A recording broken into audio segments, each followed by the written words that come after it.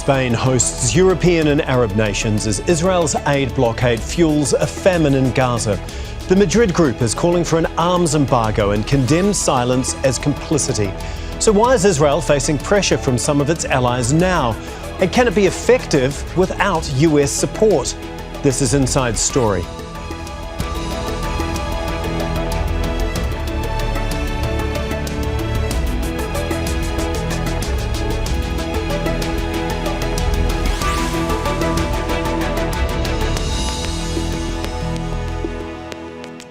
Hello and welcome to the program. I'm Tom McRae. The Madrid Group has convened in Spain's capital for a fifth time, attended by major European and Arab nations. Pressure on Israel this year has been ramped up, with Spain calling for an arms embargo on Israel and the imposition of sanctions on individuals who obstruct a two-state solution to resolve the Palestinian-Israeli conflict. The UK has paused trade talks and sanctioned a number of Israeli settlers in the occupied West Bank. Canada and France have also threatened punitive measures. And the European Union, Israel's biggest trade partner, is reviewing its landmark association agreement covering trade and political dialogue. But after 20 months of Israel's destruction of Gaza, why is this happening now? And without changes on the ground for Palestinians, are these actions anything more than diplomatically symbolic? We'll put those questions to our guests in just a moment. But first, this report from Hamza Mohammed. Leaders from across the Arab world and Europe meeting in the Spanish capital to call for an immediate end to Israel's genocide in Gaza. The leaders from the so-called Madrid Group have a clear message for Israel and its leaders. Stop the war or face the consequences. Todos tenemos que poner en marcha un embargo. We all have to enforce a weapons embargo. We cannot sell weapons to Israel. The last thing that the Middle East needs right now is weapons. We have to review the list of individual sanctions that we all have, and also the European Union have, to make sure that we don't allow those who don't want the two-state solution to succeed and make the Palestinian state non-viable. The summit comes as Gaza's humanitarian crisis is worsening. For nearly 3 months, Israel has imposed a total blockade on the Strip, preventing food, water and medicine from entering. Last week, Israel announced it would allow a small amount of aid to enter Gaza. Since Wednesday, just over 100 trucks have been allowed in, a fraction of the more than 500 that are needed every day to meet Palestinians' most basic needs. The UN has called it a drop in the ocean, and aid groups say it's a smokescreen to obscure the realities of life in Gaza as hunger and disease are spreading. Palestinians in Gaza are enduring what may be the cruelest phase of this cruel conflict. For nearly 80 days, Israel blocked the entry of life-saving international aid. As the world's leading hunger assessment found, the entire population of Gaza is facing the risk of famine. Families are being starved and denied the very basics, all with the world watching in real time. The gathering also sets the stage for a high-level UN conference in New York next month, aimed at reviving a push for a two-state solution for the Palestine-Israel conflict. For now, observers here and aid groups say the Madrid summit could be a turning point, but only if words are backed by action. Hamza Mohammed, Al Jazeera for Inside Story.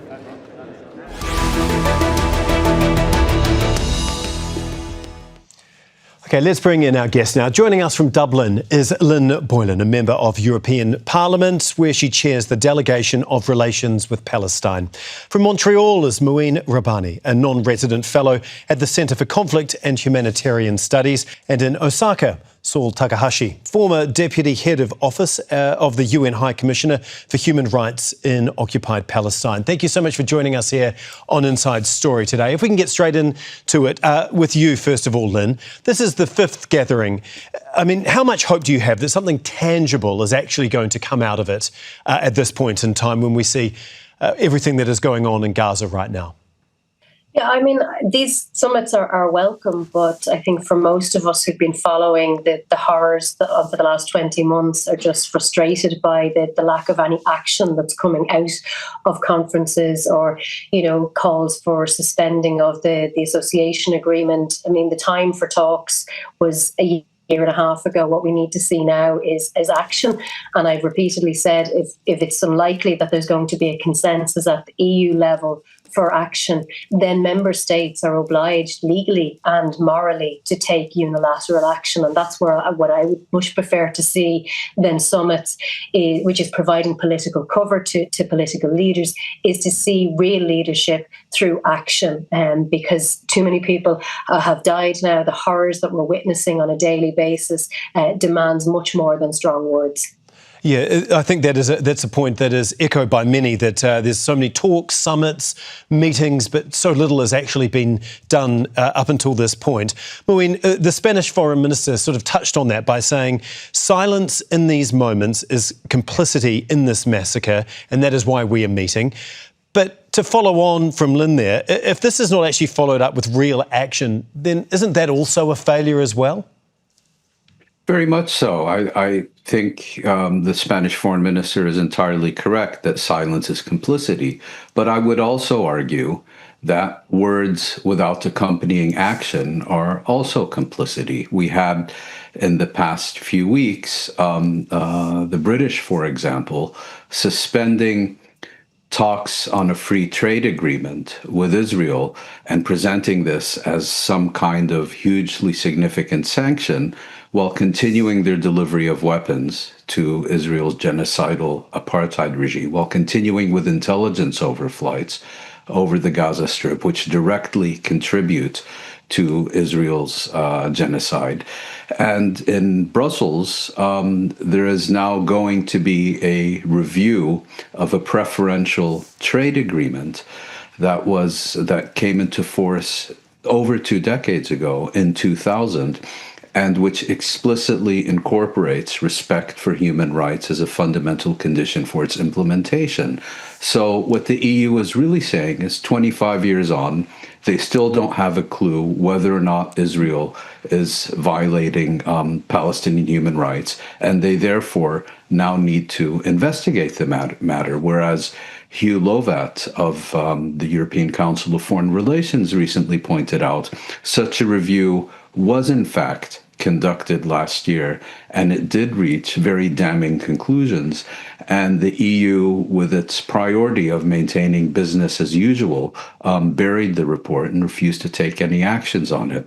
There has been a change of tone that should be recognized. There has been a change of language. But the reason is that a year and a half into genocide, two things have happened. On the one hand, growing and increasingly fierce public pressure on the political leaderships of Europe to end their complicity and actually do something. And on the other, you have these increasingly blood-curdling, explicitly genocidal statements by Israeli leaders that have made it impossible for European governments to continue maintaining this fiction that Israel is engaged in a legitimate act of self-defense and deserves unconditional support.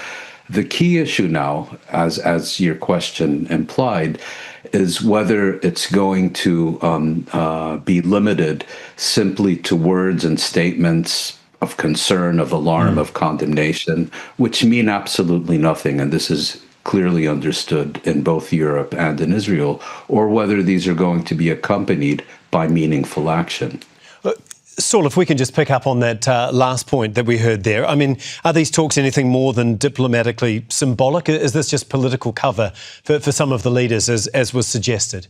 Well, we have to see. I mean, like both of the people have already said, I mean, it's definitely a positive thing that there are more harsh words being spoken now, and that'll increase the pressure. But we really have to see whether these European governments are going to put their money where their mouths are.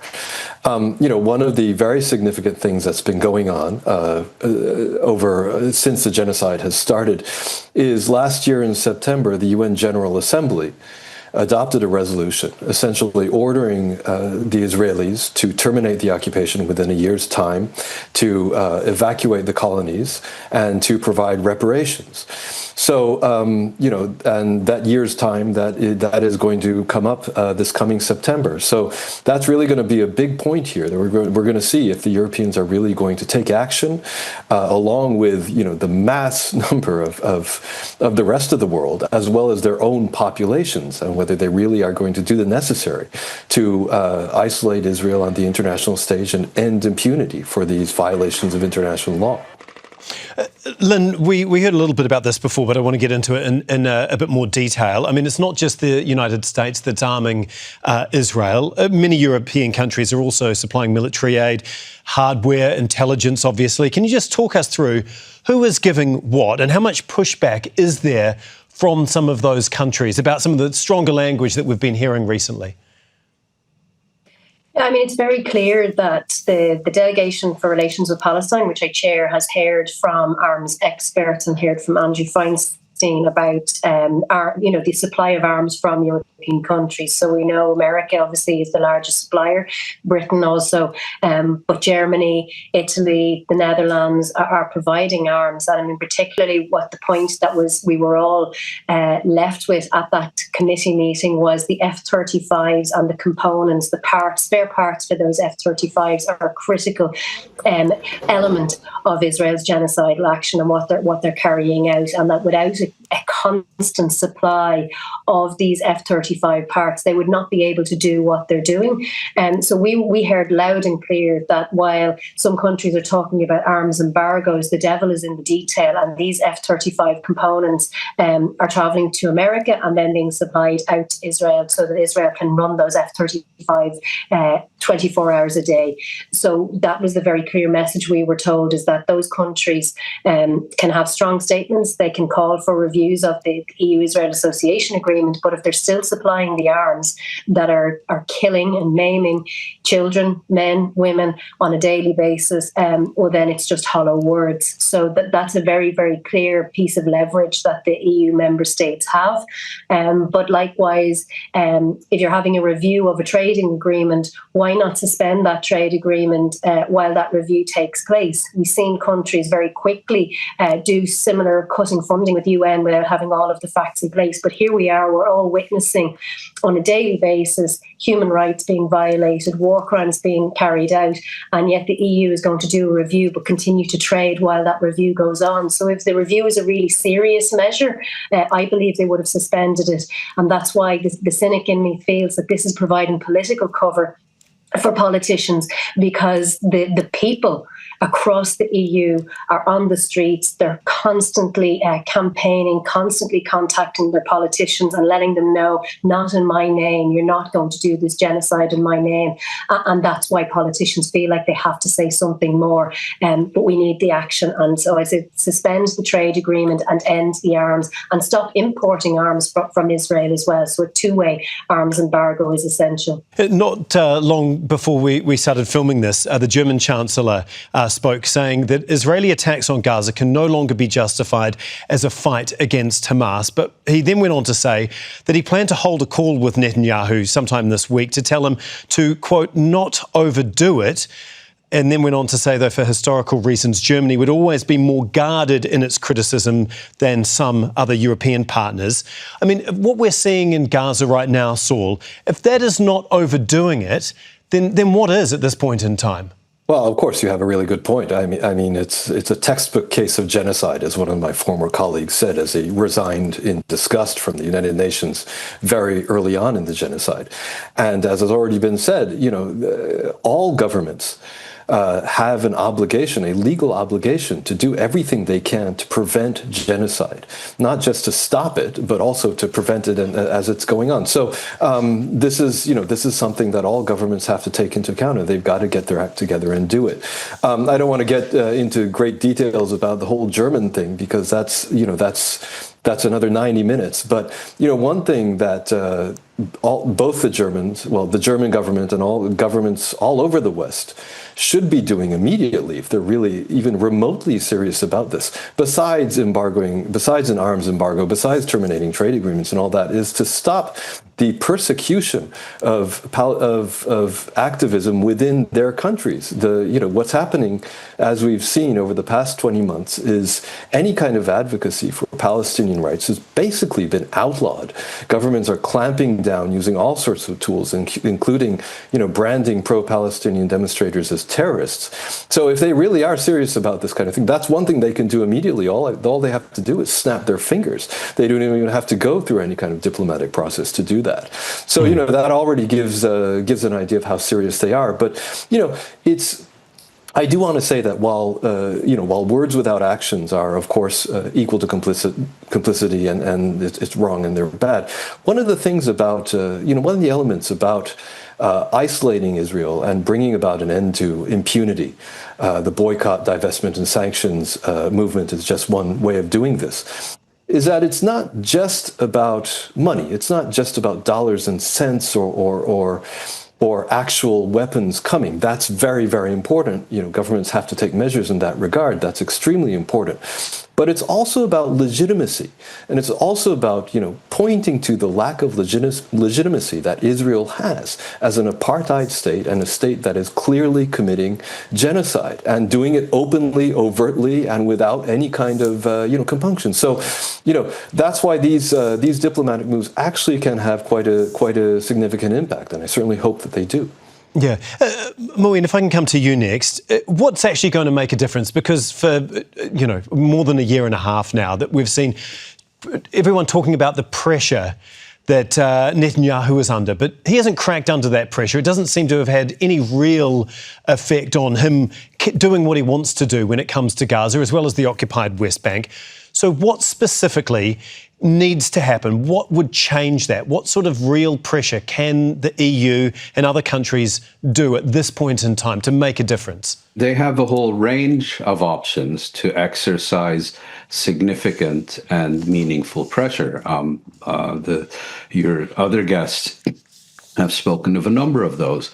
Others could be, for example, a simple press statement by the French government, by other European governments, that they respect the International Criminal Court and will cooperate with its arrest warrants for international fugitives who seek to fly over their territory on their way to a hero's welcome in the United States. There is so much that the Europeans could do. I gave the ICC example, stating that they will respect the recent advisory opinion issued by the International Court of Justice with respect to the illegality of Israeli rule in the occupied territories, ceasing intelligence overflights that directly contribute to Israel's genocide, as in the case of Great Britain. I mean, the possibilities are endless.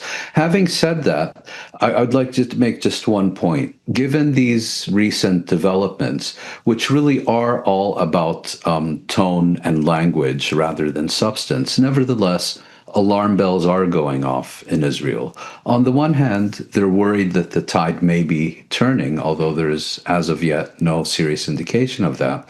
But I think more importantly, the Israelis are concerned that, as is typically the case, that the Europeans have actually coordinated their recent change of tone and so on with the United States. Okay. Whether that is indeed the case or not, we don't know. But that would be, I think, a real concern in Israel. Yes.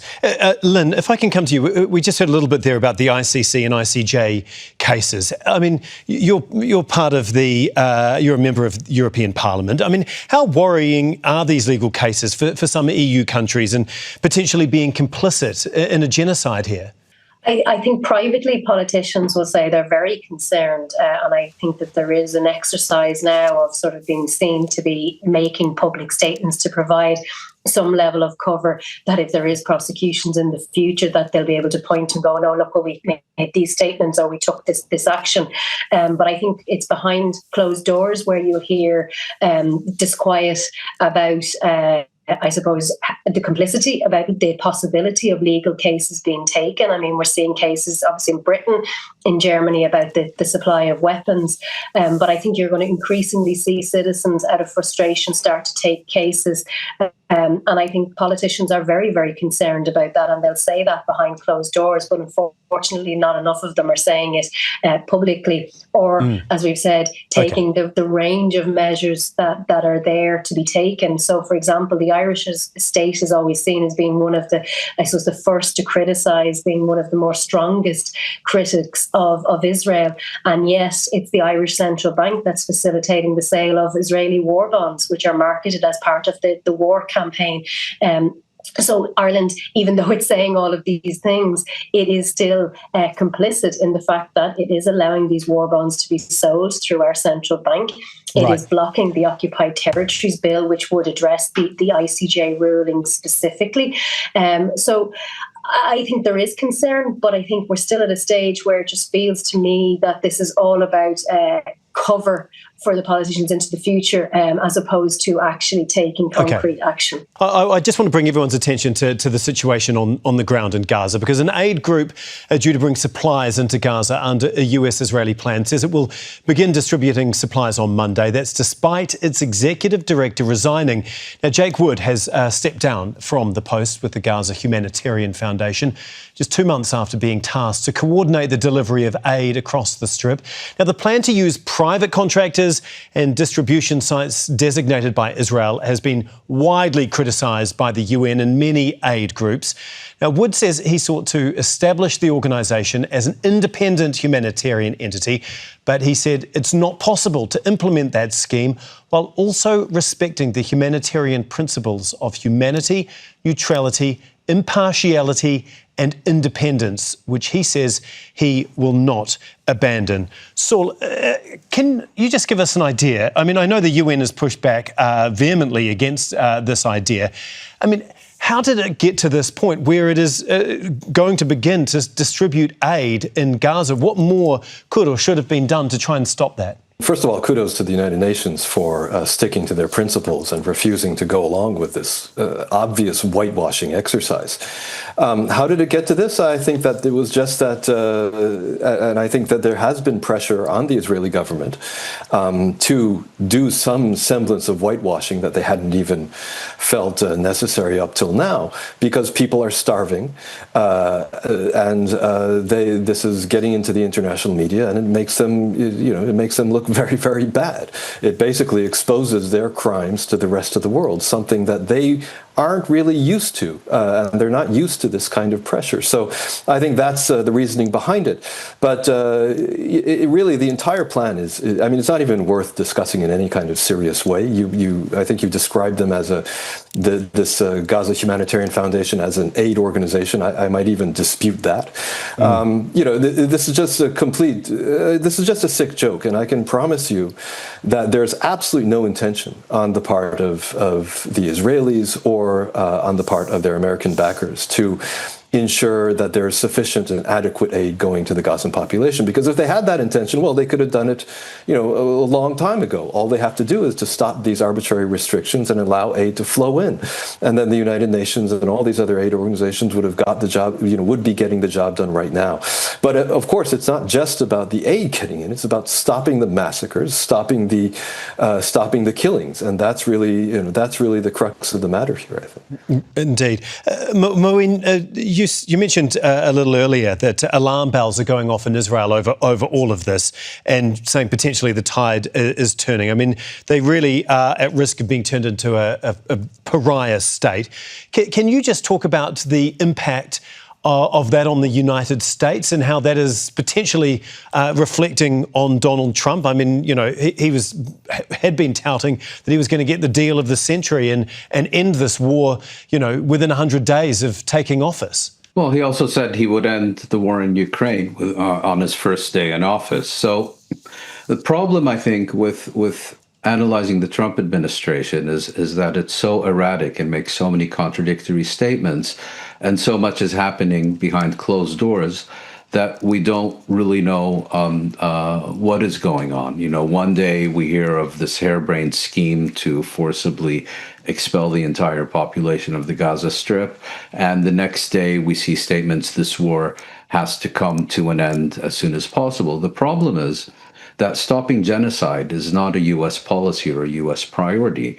And compared to the Gulf states, to Syria, to Iran, the Gaza Strip barely registers on Washington's radar. So business as usual is kind of the default option. That's also, by the way, the case in Europe. Europe's problem now is that this long-term exercise in smoke and mirrors, this charade of pretending to do the right thing while doing the very wrong things, doesn't work anymore when you have this constant stream of explicitly incendiary, genocidal statements by Israel's most senior leaders, now talking about concentration camps in the southern Gaza Strip and so on, paired with growing public pressure on these governments. That explains, I think, the changes we've seen. Yeah. Lynn, we've only got about a minute or so left. Can you just sort of give us an idea what you think is going to be the tipping point to basically force EU and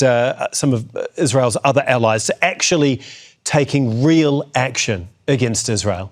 I think the images that are coming out of starving children is what's seen this new push or new presentation from the EU, and I think that's the point at which no European leader can stand up and witness children being literally starved to death when a few kilometres up the road, Israelis are able to go out and dine in a restaurant. This is a manufactured, man-made famine that we're witnessing. So I think that has to be the tipping point for European citizens. And certainly we had an in-camera meeting with the Israeli ambassador there recently, and a number of MEPs, including myself, we walked out because the Israeli ambassador said there is no starvation program in Gaza, and nobody was believing that. So I think that the images that we're seeing, and knowing that it is absolutely manufactured, that food can flow, that aid can get in with the strike of a pen,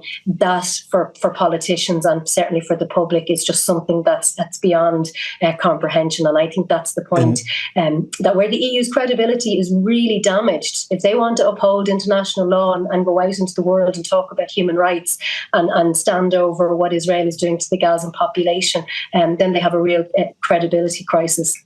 Thank you so much. We really do appreciate your insight. Lynn, Muin and Saul, thanks again for joining us on Inside Story. Well, thank you too for watching. You can see the programme again anytime by visiting our website. That's aljazeera.com. For further discussion, go to our Facebook page. That's facebook.com/AJ Inside Story. You can also join the conversation on X. Our handle is @AJ Inside Story. From me, Tom McRae, and the whole team here. Goodbye for now.